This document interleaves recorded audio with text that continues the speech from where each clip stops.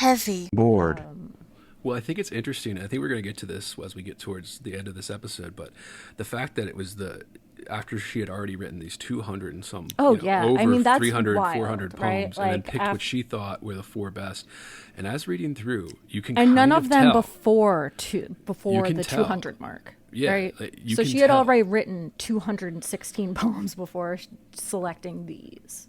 And as we're going to get to this, listeners, but as you go through this, like reading the first 200 pages of this huge 800-page book, as far as we can tell, poems, you can tell, like there is a point in that, 1859, 1860, 1861, and then 1862, as these poems you go through in order, like that's where the magic started to happen. Like right around there is when it's like she around became page 100. Yeah, like you said, we see safe in alabaster chambers, and then and from there, that's around where the poems do start to really feel what you know of as Emily Dickinson. Yeah, more like her style, her unique song style, her unique rhythm. We really begin to see a more, I would say, I'm hesitant to say uniform use, but more expanded use maybe of the M dash as punctuation. And you see that. We always say this. This is why you need to read a complete works of, especially older writers, where you can get all their works. They're not putting out anymore, right?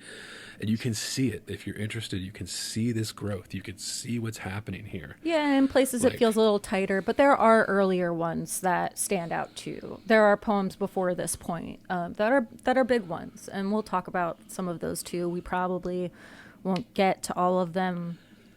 But one of the cool things is also just seeing the progression of her obsessions over time, how they sort of play on one another, how, I mean, for the first, I don't know how many, you see her starting to sort of play with all of the themes that I think become more realized in the later poems. Everything from, obviously she was someone who was obsessed with the idea of what poetry is, what it does, and, immortality, not just as something religious, but also something tied to being a writer, right? Maybe not the cleanest way I might have said that, but it's fine. Yeah, but it's like something going back to, Shakespeare, even before that, right? Like the immortality. Yeah, I mean, really early on, my wheel is in the dark. I cannot see a spoke, yet know its dripping feet go round and round. The last couple things, the last two, before we get to poems and the introduction, what do we think of the grouping that is used in this? Because Johnson does take time to give us in a little footnote on the bottom of page 8 in the introduction here, on like the packets. Her poems were discovered after her death, sewn into these little packets, but not just sewn. There were scattered ones, but there were organized ones as well.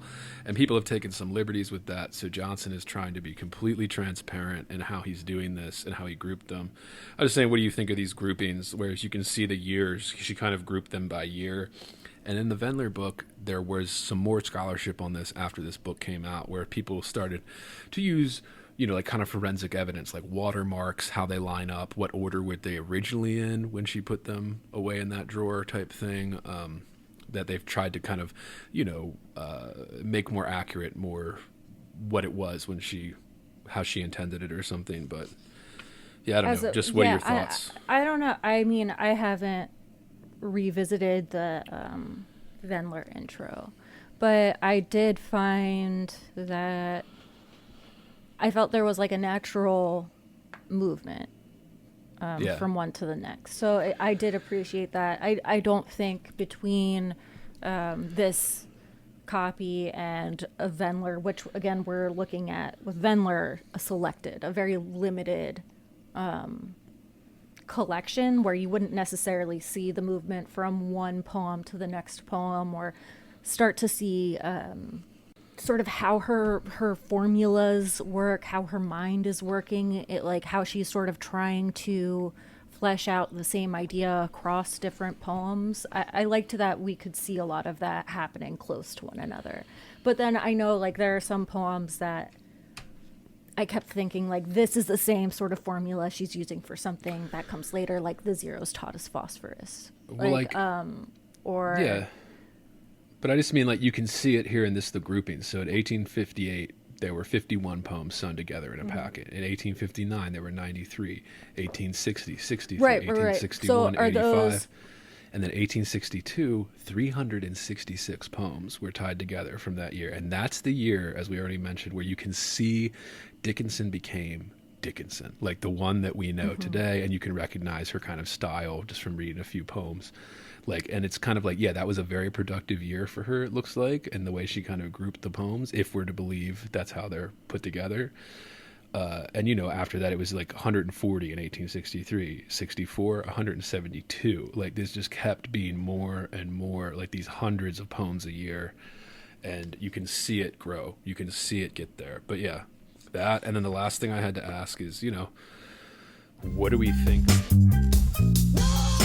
Inner. Resources, American resources. Being bored?